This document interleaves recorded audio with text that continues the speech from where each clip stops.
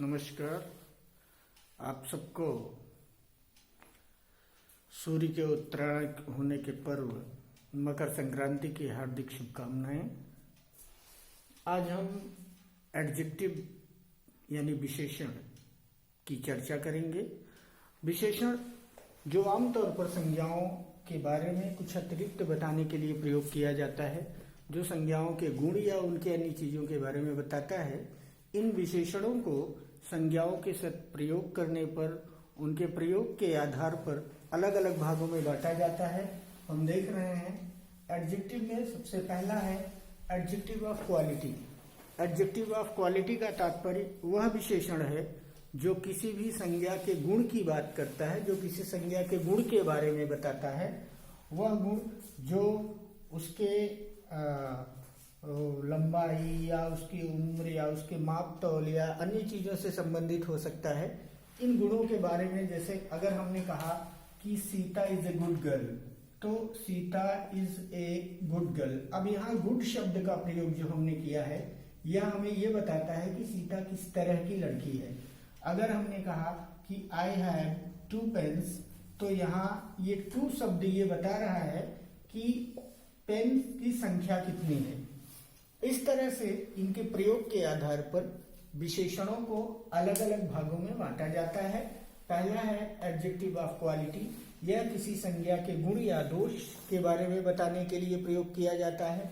दूसरी संज्ञा है एडजेक्टिव ऑफ क्वांटिटी, यह उन संज्ञाओं के साथ, यानी ऐसे विशेषण जो किसी भी अनकाउंटेबल नाउन या जिसे हम कहते हैं ऐसी संज्ञा जिसे हम गिन नहीं सकते हैं, जिनकी मात्रा होती है, उन संज्ञाओं की मात्रा बताने के लिए उनके मात्रा से संबंधित रूप में जिन विशेषणों का प्रयोग किया जाता है वो एडजेक्टिव ऑफ क्वांटिटी के अंतर्गत आते हैं। अगला एडजेक्टिव है adjective of number. Adjective of number उन संज्ञाओं के साथ प्रयोग किया जाता है जो काउंटेबल होती हैं, जिनको हम गिन सकते हैं। उन गिनी जा सकने वाली संज्ञाओं के साथ एडजेक्टिव ऑफ नंबर का प्रयोग किया जाता है। नंबर 3 प्रकार के, एडजेक्टिव ऑफ नंबर 3 प्रकार के होते हैं: definite numeral adjective, indefinite numeral adjective और distributive numeral adjective. Definite numeral adjective के अंतर्गत यदि हम समझें तो डेफिनिट नंबरल एडजेक्टिव के अंतर्गत 2 तरह के नंबरों का प्रयोग हमारे द्वारा किया जाता है, जिन्हें हम 2 अलग अलग भागों में बांटते हैं। ये 2 अलग अलग जो प्रयोग हैं एडजेक्टिव के, इनके आधार पर ये 2 तरह के होते हैं। डेफिनिट को और इन्हें कार्डिनल और आर्डिनल 2 भागों में बांटा जाता है, कार्डिनल और आर्डिनल। कार्डिनल के अंतर्गत वो संख्याएं हम प्रयोग करते हैं जिन्हें हम गिनती के रूप में प्रयोग करते हैं, जैसे 1, 2, इस तरह से जितनी भी संख्याओं का हम प्रयोग करते हैं वो कार्डिनल के अंतर्गत आती हैं।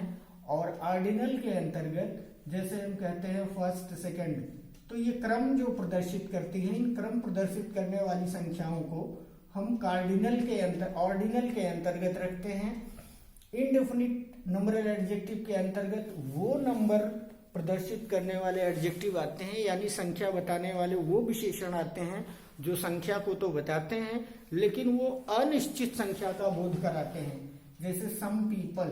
अब यहाँ सम में कुछ ऐसे लोगों की बात की जा रही है जिनकी संख्या निश्चित नहीं है।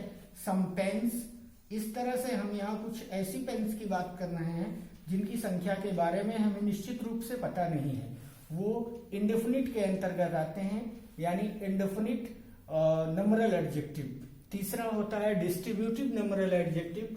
डिस्ट्रीब्यूटिव नंबरल एडजेक्टिव के अंतर्गत ईच, आइदर, नाइदर, इस तरह के शब्दों का प्रयोग किया जाता है। ईच और आइदर जैसे शब्द डिस्ट्रीब्यूटिव एडजेक्टिव के अंतर्गत प्रयोग किए जाते हैं। इसके बाद नंबर आता है इंट्रोगेटिव एडजेक्टिव। इंट्रोगेटिव एडजेक्टिव के अंतर्गत व्हाट, विच और हुज, इन 3 का प्रयोग किया जाता है। व्हाट, विच और हुज, ये 3 जब किसी संज्ञा के पहले जुड़ करके उस संज्ञा की विशेषता बताते हैं और प्रश्न के रूप में उसके साथ प्रयोग किए जाते हैं, तब ये इंट्रोगेटिव एडजेक्टिव होते हैं। जैसे which pen is yours, which pen is yours. अब यहां हम देख रहे हैं कि पेन से पहले विच शब्द का प्रयोग किया गया है। अगर ये परिवर्तित होता और परिवर्तित होकर के ये सेंटेंस कुछ इस तरह से होता कि विच इज योर पेन। अगर विच के तुरंत बाद इज आ जाता तो ये एक प्रोनाउन होता, इंट्रोगेटिव प्रोनाउन होता, लेकिन चूंकि इसके तुरंत बाद नाउन आया है इसलिए ये यहाँ इंट्रोगेटिव एडजेक्टिव का कार्य कर रहा है। इसके बाद हम देख रहे हैं डिमॉन्स्ट्रेटिव एडजेक्टिव। डिमॉन्स्ट्रेटिव में हम ये जानते हैं कि दिस, दैट, दीज, दोज का प्रयोग किया जाता है। ये दिस, दैट, दीज और दोज डिमॉन्स्ट्रेटिव एडजेक्टिव के अंतर्गत प्रयोग किए जाते हैं। आप कहेंगे कि आप तो इससे पहले जो इसके बारे में जान रहे थे वो ये था कि दिस, दैट, दीज और दोज प्रोनाउन के अंतर्गत आते हैं। जी हाँ, ये प्रोनाउन के अंतर्गत भी आते हैं, लेकिन जब इनका प्रयोग वाक्य में किसी संज्ञा से पहले कर दिया जाता है तो इनका प्रयोग किसी संज्ञा से पहले कर देने पर ये एडजेक्टिव का कार्य करने लगते हैं। जैसे दिस पेन इज माइन। अगर यहां हम देखें तो पेन के पहले हमने दिस का प्रयोग किया। अगर ये सेंटेंस इस तरह से लिखा गया होता कि दिस इज माई पेन, तो दिस इज माई पेन में यहाँ जो दिस का प्रयोग किया गया है ये प्रोनाउन होता, लेकिन यहाँ दिस के तुरंत बाद संज्ञा आ गई है इसलिए यहाँ ये दिस एडजेक्टिव के रूप में कार्य कर रहा है।